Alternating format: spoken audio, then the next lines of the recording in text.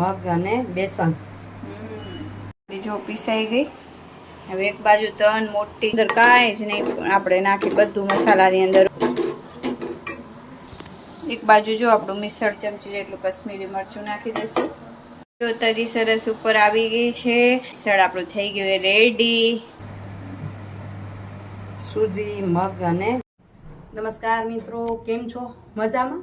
સ્વાગત છે તમારું મારી YouTube channel natural life with Dina પર। મિત્રો સવારમાં ઘાય થાય તો અહીંયા સીધી તૈયાર થઈ જાઉં છું, કારણ કે હમણાં ગામડામાં છે ને સવારમાં તાલીમ કરવાની થાય છે, એટલે ગામમાં છે ને 9:30 પહોંચી જવું પડે, એટલે ઘરેથી બહુ વહેલું નીકળવું પડે। કપડાં ધોવાઈ ગયા, જલ્દી થોડાક નાખી દઉં, બાકી મોનું ફ્રી થશે એટલે નાખશે રે। અત્યારે દ્રષ્ટિ મોનાને નાસ્તો તૈયાર કરે છે, ચાલો બતાવું શું બનાવે છે મોના માટે નાસ્તો। એને ડાયાબિટીસને કારણે રોજ નિત નવું, એના કારણે અમને મજા આવી જાય છે, આમ તો ખુશી થઈ જાય છે। ચાલો દ્રષ્ટિ શું બનાવે, દ્રષ્ટિ થઈ છે એટલે મને ચિંતા નથી શું બનાવીશ એમ।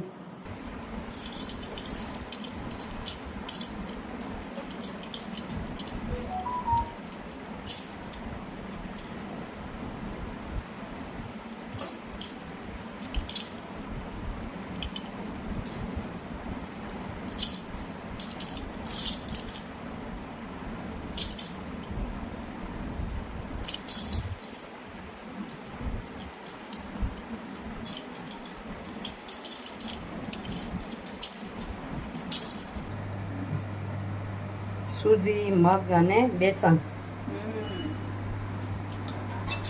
આ બાજુ મસ્ત મજાની ચા।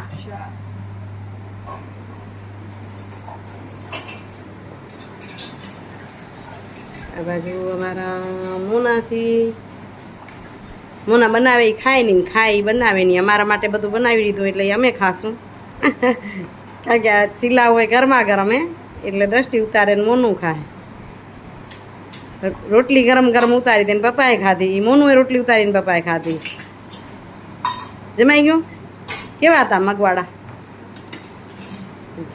મગ હતું તો જરાક કડછા લાગે, એટલે અંદર વળી થોડુંક મિશ્રણ કરી દો તો ના આવે, અને તો જરાક મગની ફોદરી ને કડછી હોય।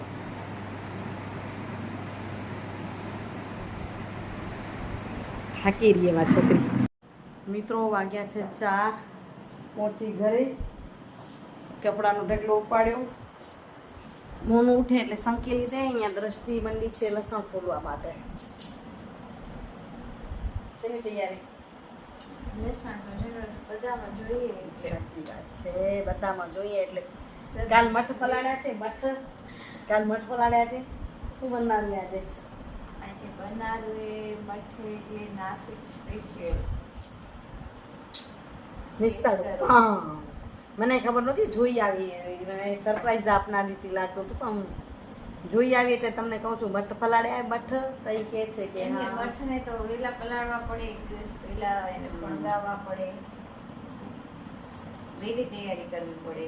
કાલે સવારના પલાળ્યા અને સવારે નિતારી નાખ્યા હતા, બરાબર, ફણગી જાય।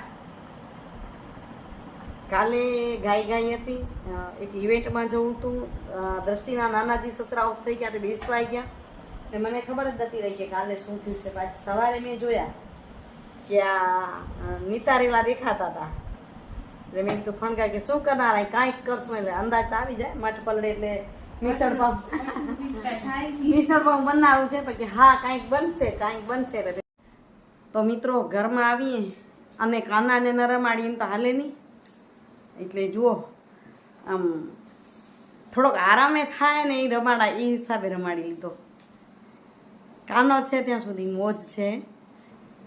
આજના સુવિચારની જે વાત કરું છું એ માણસની જીભ પરથી છે। માણસની જીભમાં કોઈ હાડકું નથી હોતું, પણ માણસની જીભમાં કોઈ હાડકું નથી હોતું, છતાંય તે કોઈના હૃદયને તોડવાની કે કોઈના મનોબળને સાંધવાની બહુ મોટી તાકાત ધરાવે છે। જીભ એટલી જ છે, એની અંદર હાડકું નથી, એ જ જીભથી કોઈનું હૃદય તોડી શકાય, અને એ જ જીભથી કોઈનું મનોબળ તૂટેલું હોય, મનથી હારી ગયેલા હોય, એને મનોબળ પણ આપી શકાય, એનું મનને સાંધી પણ શકાય। એની અંદર ન તો હાડકું છે ન તો સોય છે, તો પણ સાંધી શકાય છે. કારણ કે જીભની તાકાત જ એ છે.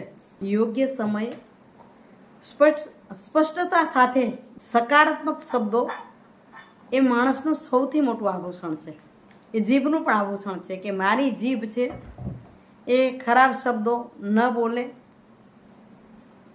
સકારાત્મક વાતો કરે. જો સકારાત્મક શબ્દો છે તો કોઈનું મનોબળ સાંધી શકાય છે. તૂટેલી હૃદયને પણ સાંધી શકાય છે. અને જો નકારાત્મક શબ્દો આ જીભથી બોલાય તો હૃદયને પણ તોડી શકાય છે.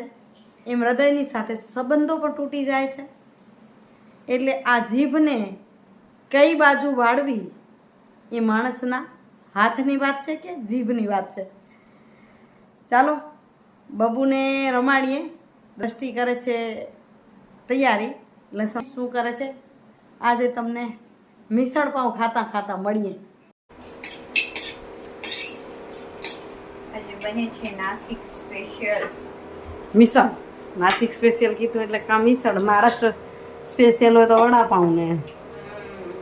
જો તો સૂકું ઢોકળું હોય ને થોડુંક આવી રીતે એક મોટા ટુકડા જેટલું એને પેલું આવી રીતે તેલમાં નહીં પણ એમ જ આપણે સાતળી લેવાનું.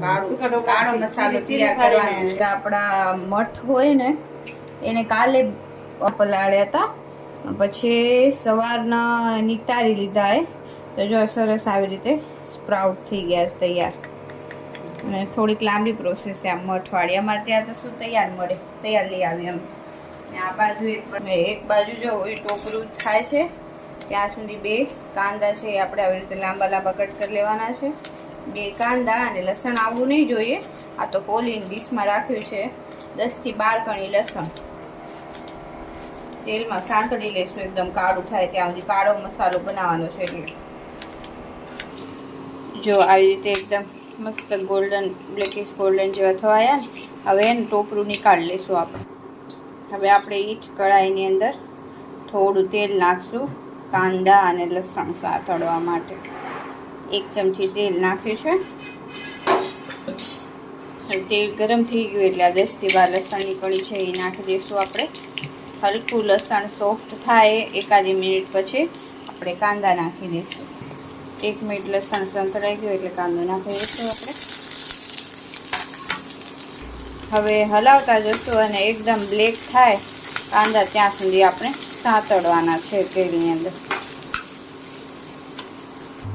જો કાંદા પણ આવું ગોલ્ડન થઈ જાય ને ત્યારે અંદર આપણે જે આ ટોપરું નાખ્યું હતું એ નાખી દઈશું. ટોપરું પેલું નાખીને તો શું થાય, ટોપરું જલ્દી પાકી જાય અને એકદમ બ્લેક થઈ જાય. હવે આને એકદમ બધીને સારી રીતે હજી પણ આપણે પકાવવાનું છે એકદમ. તો શું જો કાંદા લસણ અને ટોપરાનો એકદમ સરસ ગોલ્ડન બ્રાઉન કલર આવી ગયો છે.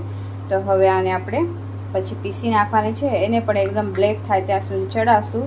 અને એક બાજુ જે આપણે આ મટકી છે ગોળ એને થોડું પાણી નાખી એની અંદર આપણે નાખશું મિસળનો મસાલો. આવી રીતે બાફામાં જો થોડો આપણે મિસળનો મસાલો નાખીએ તો એનો ટેસ્ટ આખો અલગ થઈ જાય. તો થોડો આપણે મિસળનો મસાલો નાખ્યો. હવે એની અંદર આપણે થોડું નમક નાખી દઈશું. જેથી ઓછી એટલે હળદર નાખી દઈશું. અને હવે ઢાંકીને 3 સીટી સુધી આપણે એને બાફી લઈશું. હવે આને આપણે કોરું જ પીસવાનું છે. આની અંદર પાણી નથી નાખવાનું. આવી જ રીતે સૂકું આપણે પીસી લઈશું. જો પીસાઈ ગઈ. હવે એક બાજુ 3 મોટી ચમચી તેલ મૂકી દીધું છે. બહુ સરસ તરી થવી જોઈએ. એટલે તેલ ગરમ થઈ ગયું તો ગ્રેવી આપણે તેલની અંદર નાખી દઈશું. આપણે ગ્રેવી એકદમ બ્લેક થાય ત્યાં સુધી આપણે તેલની અંદર સાંતળવાની છે.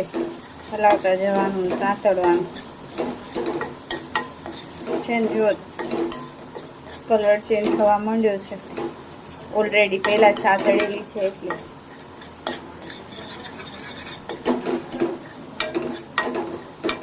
જો એકદમ સરસ ગોલ્ડન બ્રાઉન કલર થઈ ગયો. હવે એની અંદર આપણો મિશ્રણનો મસાલો નાખી દઈશું અત્યારે જ, તો મસાલો પણ પાકી જાય. 2 ચમચી જેટલો આપણો મસાલો નાખશું. મસાલો હું નાસિકથી લઈ આવી છું. હલાવી લઈશું આપણે. બીજું અંદર કાંઈ જ નહીં આપણે નાખી, બધું મસાલાની અંદર હોય. ખાલી આપણે કશ્મીરી મરચું નાખશું કલર માટે. એક બાજુ જો આપણું મિસળ બફાઈ ગયું છે. હવે જેવો મસાલો આપણો એકદમ સરસ તેલમાં જો તેલ છૂટું પડે છે એટલે એની અંદર આપણે બાફેલા આપણા મરચ છે એ નાખી દઈશું. એની અંદર આપણે અડધી ચમચી જેટલું કશ્મીરી મરચું નાખી દઈશું. હલાવી અને હવે એની અંદર નાખી દઈશું આપણે મટકી જે આપણે બાફી છે એ.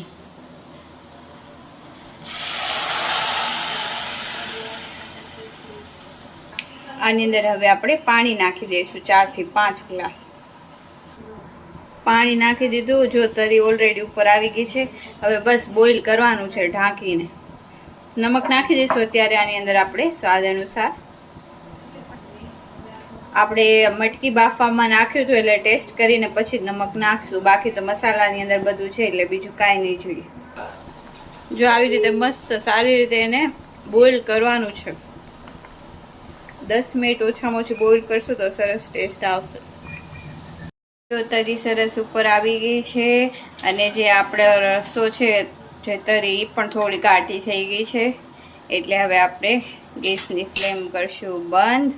છે ને મસ્ત તરી એકદમ આવી ગઈ. મિસળ આપણું થઈ ગયું રેડી. મિત્રો વાગ્યા 10. અમારા કાના સૂઈ ગયા. મિસળ પાવ ખાધું ત્યારે સુવાનો સમય નહોતો એટલે વિડીયો ના થયો. એક રમાડે ને બીજું જમાડે ને એમ કરતાં કરતાં વાળું પાણું થયું એવું કામ છે. હવે હું વિડીયોનું એન્ડિંગ કરું છું. કાલે મળીશ બીજા વિડીયો સાથે. ત્યાં સુધી આપ સૌને જય શ્રી કૃષ્ણ, જય જય ગરવી ગુજરાત, જય ભારત અને જય હિન્દ. Bye bye. આવજો મિત્રો, કાલે મળું છું.